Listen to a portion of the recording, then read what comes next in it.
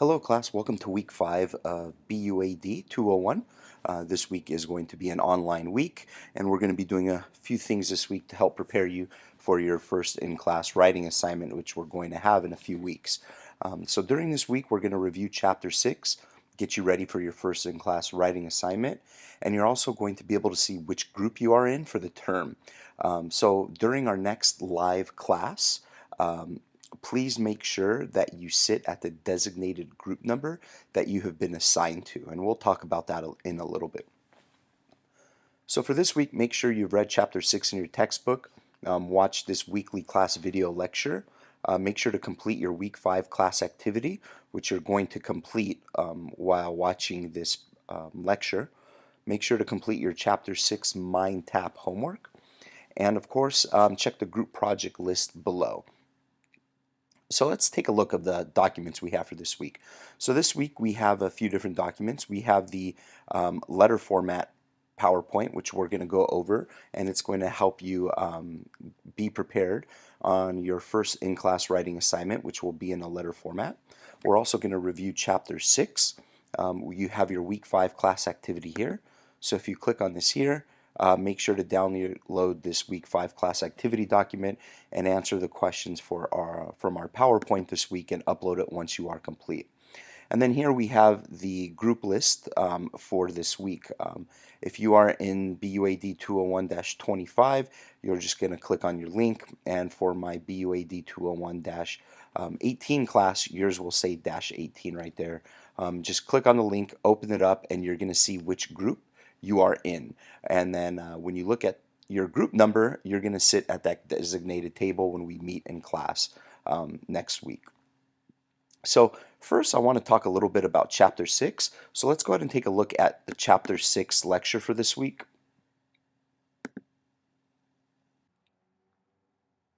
So we're going to be going over chapter 6, so make sure to open up your week 5 class activity document and save it to your computer as you complete the activities. So chapter 6 is about revising business messages.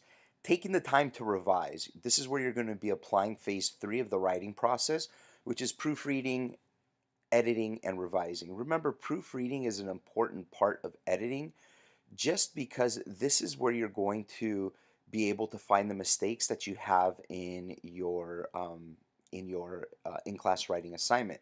So you always want to make sure that you leave enough time to proofread the letter that you're going to be writing, or the memo or the email as well too.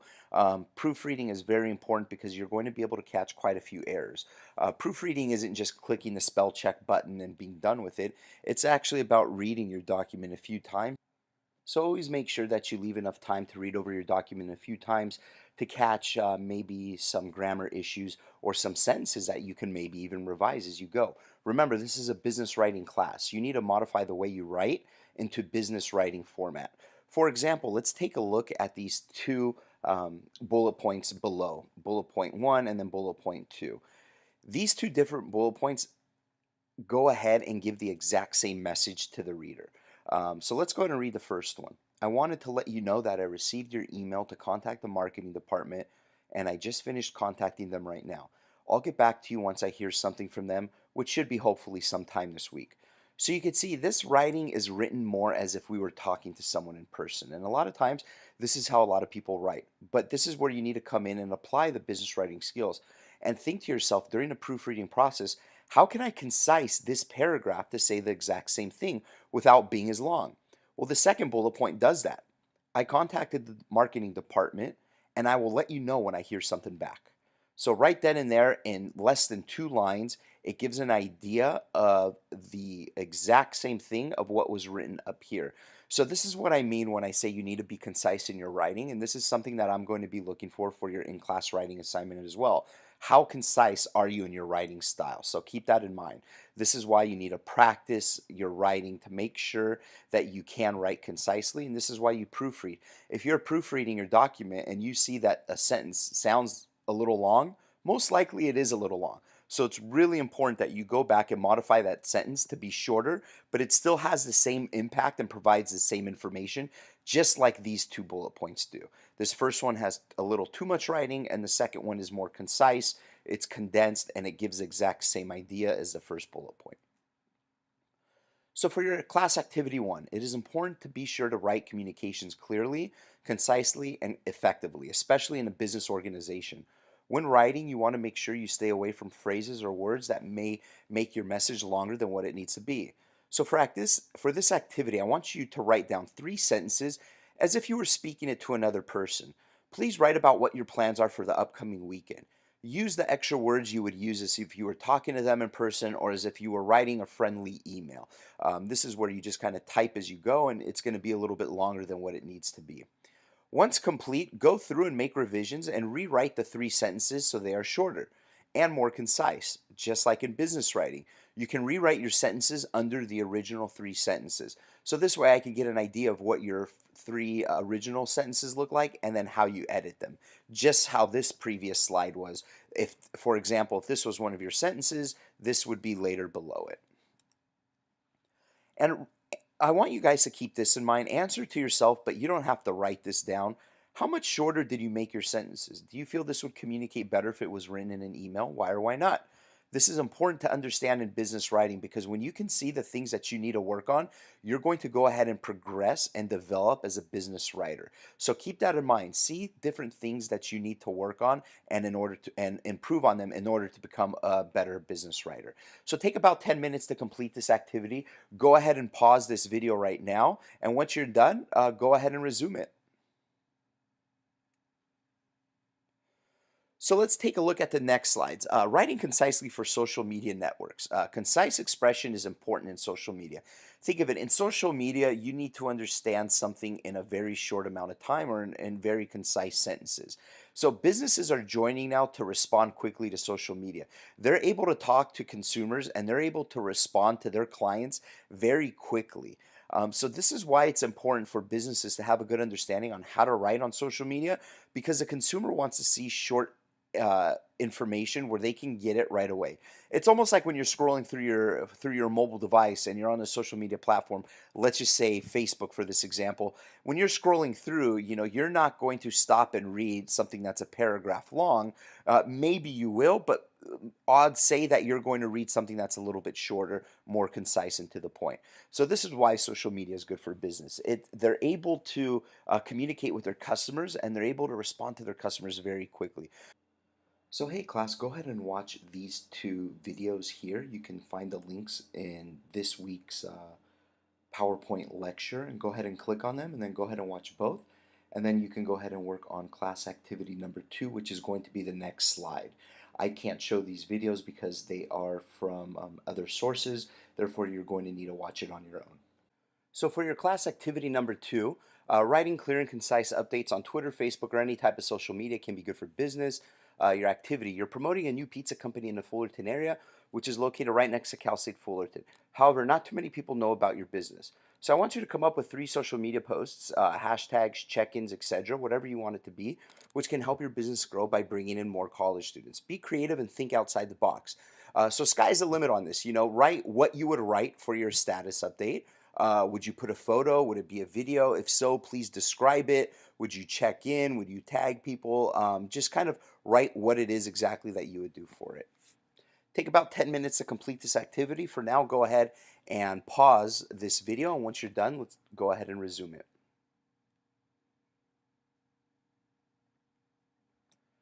So let's talk a little bit about proofreading complex documents. So long documents always need careful proofreading.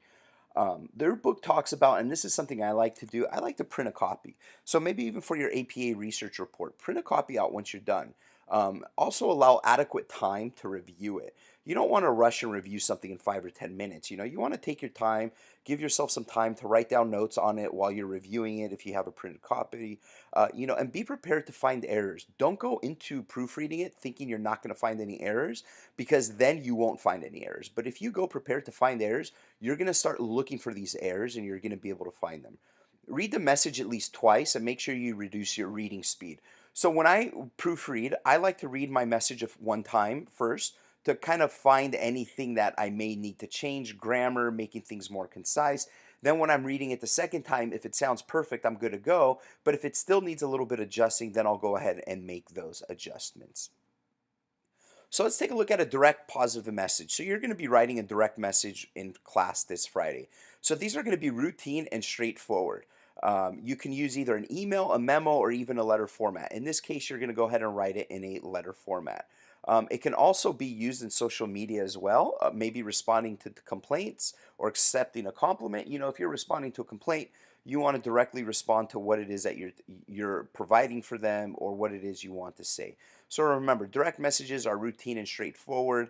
They kind of really discuss what is being discussed at the beginning of the message. So that way the reader knows what the message is going to be about at the beginning. So direct positive messages when you're responding to customers, be positive, be transparent, be honest, be timely, and always be helpful. So let the client understand it's a positive moment. This is great. You're signing up for, United Airlines Mileage Plus. This is great. Welcome. This is an exciting time. We have a lot of offers for you at stake. Be transparent. Don't hide anything that you think the customer needs to understand. Always let them know up front what it is they need to know.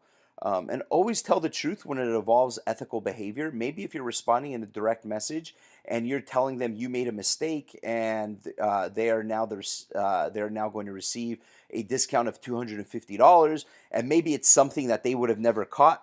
Either way, you want to be honest. You want to be transparent whenever it involves ethical behavior. Be timely. Always try to respond within 24 hours and be helpful. Ask if they need further information or provide them to a link or a phone number where they can get further information. So for your class activity 3, writing for a business can be very different than writing an essay for an English class. It is important to take away the tools from this chapter in order to make sure you are writing for a business. So for your activity, now that you have a good understanding of what is required to write in a business setting, what is one thing you will take away from this chapter in which you will apply to your business writing? Please be sure to be specific and provide an example to back up your answer. Go ahead and take about 10 minutes to complete this activity. For now, go ahead and pause our weekly lecture video and go ahead and resume once you're ready to go.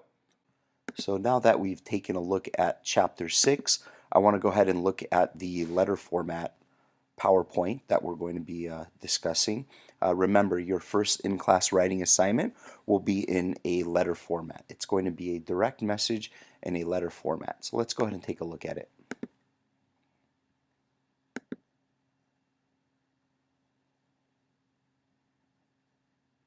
So let's go ahead and take a look over the letter format review. So this is what your book discusses. You need a letterhead, a date line, an inside address, a salutation, a subject line. Make sure to have a subject line, a body, a complimentary close, an organization name, author's name, and a reference initials.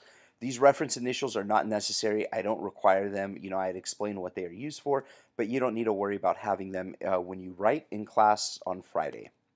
So this was the example we went over last week. This was the United Airlines direct message where students had to complete a direct message talking about welcoming a new member to the Mileage Plus United program. And this is the format. Right away, you can see that they're welcoming them to United Airlines. This is something I went over last week, so please go ahead and review that lecture class video and go to this part. And you can, this is where I talk about more detail what is required. But you can see here at the bottom, they have their name, company, contact information, and etc. It's very easy to read. It's very concisely written. There aren't very long paragraphs where I'm going to get lost into them. Everything is to the point and it's easy to understand. So your letter format. So make sure to have all the different sections. This is the date, the salutation, the subject line, etc. Make sure to have everything. And again, the subject line is needed and reference initials are not needed.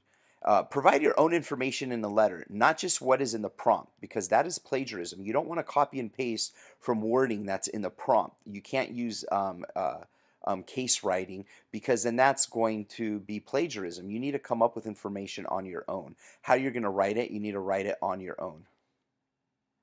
Organize your ideas together. This letter should flow. Don't just jump back and forth. Create an outline. This letter really should flow and understand who's your audience. Is it a boss? Is it a client? Understanding who your audience is going to help you be prepared of what you need to include in your message. If you're writing a message, let's say you're writing an email to your boss, and you work for Disneyland, you're probably not going to write, "Hey boss, did you know Disneyland is the happiest place on earth?" Well, your boss knows that because they work at Disneyland and most likely they've been working there a long time. They're going to know Disneyland is the happiest place on earth. Whereas if you're writing to a prospective client, maybe who lives in Florida, maybe that's something you can include. Hey, Mr. Smith, did you know Disneyland is the happiest place on earth? Well, they may not have known that. They live in Florida. They may have never been to Disneyland. They may not know Disney too well. So then in that case, it would be good to use that. That's what I mean by knowing who is your audience. So this is your direct letter approach. This is 60 minutes of possible time management. You don't have to do this, but this is something that I would recommend. Take 5 minutes to read the prompt, take notes. Another 5 minutes to brainstorm about the ideas of what you want to write about. Another 5 minutes to maybe create an outline of what it is you're going to write about, where you're going to include things. Take about 35 minutes to actually write the letter, and then take about 10 minutes to proofread and edit. Remember, proofreading and editing is very important because this is where you're going to be able to find the mistakes that you don't want me to find. So make sure you save some time for proofreading and editing.